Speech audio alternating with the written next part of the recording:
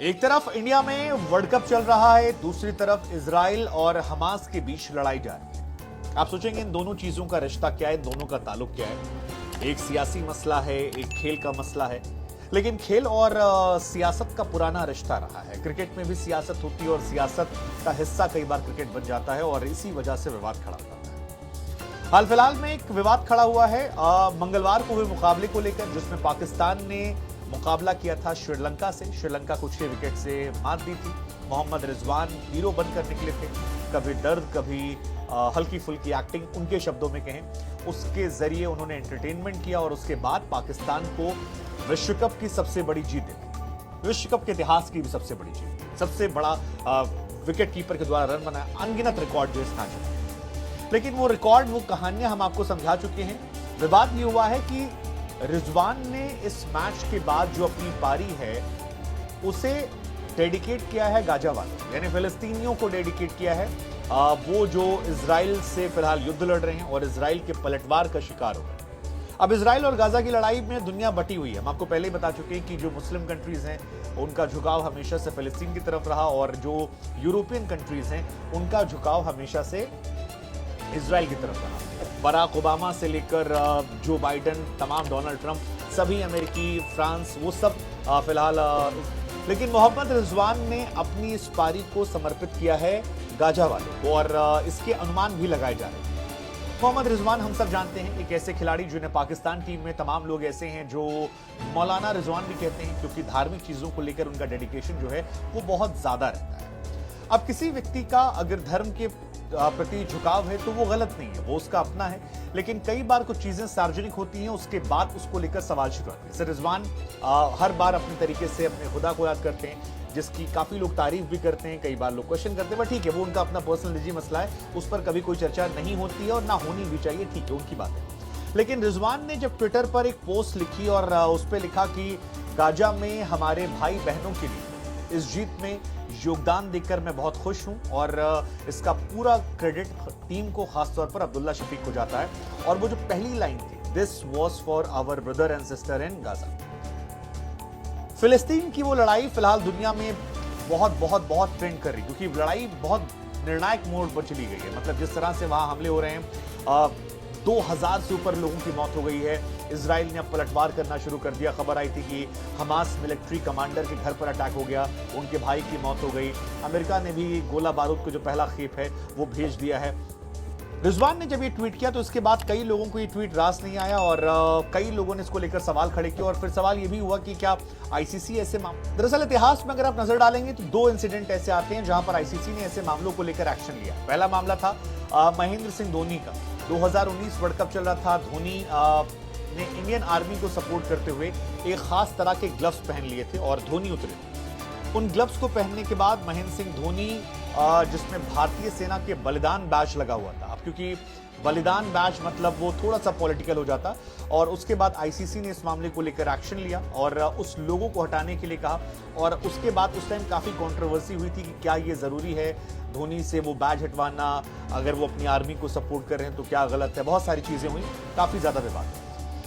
Gaza को लेकर एक विवाद जो है वो एक पुराना मामला है मोइन अली के साथ, वहां हुआ था।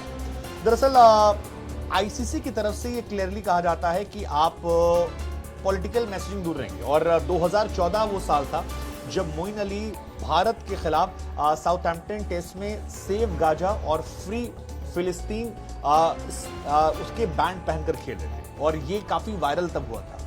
मोइन अली पर तब आईसीसी ने कार्रवाई की थी और उन्हें वार्निंग तगड़े शब्दों में दी गई थी और उनसे कहा गया था कि आप इस बैंड को उतारिए और अगर आप ऐसा करते हैं तो आगे आप पर हम कड़े एक्शन ले सकते हैं।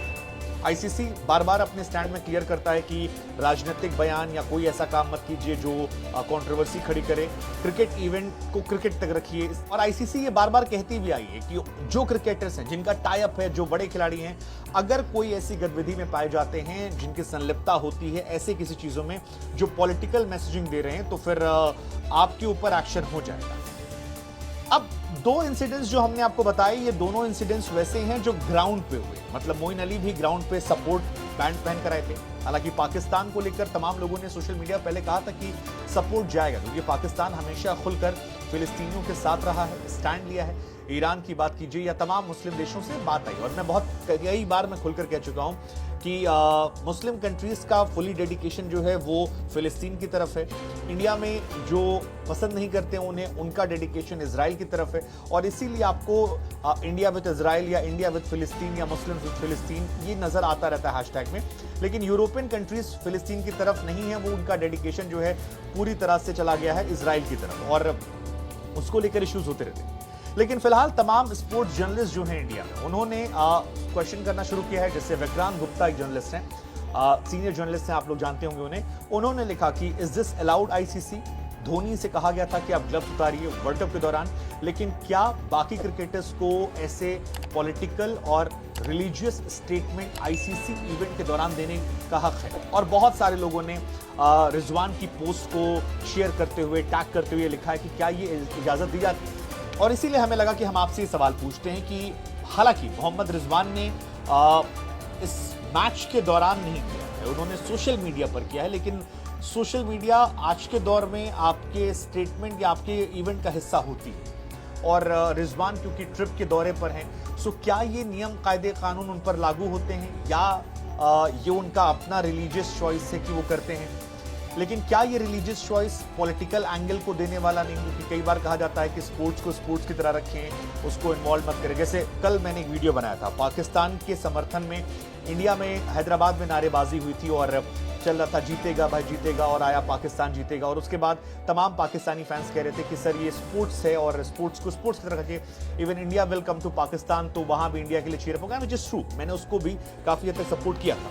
लेकिन यहां पर मुझे लगा कि आप लोगों से पूछते हैं, क्योंकि रिलीजियस मामला है और काफी सेंटिमेंटल मामला है, एक ऐसा मामला है जिसकी नस जो है कमजोर, वो लोगों के इमोशंस के साथ जुड़ी हुई है।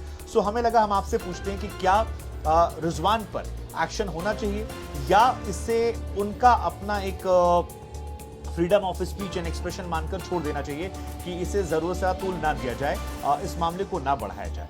फिलहाल रिजवान की पारी जो थी उसने इंडिया के खिलाफ मैच को लेकर काफी ज्यादा एक्साइटमेंट बढ़ा दी है। उधर इजराइल में युद्ध भी चल रहा है, लेकिन यहां पर रिजवान के स्टेटमेंट के बाद थोड़ी सी गर्माहट बढ़ गई है।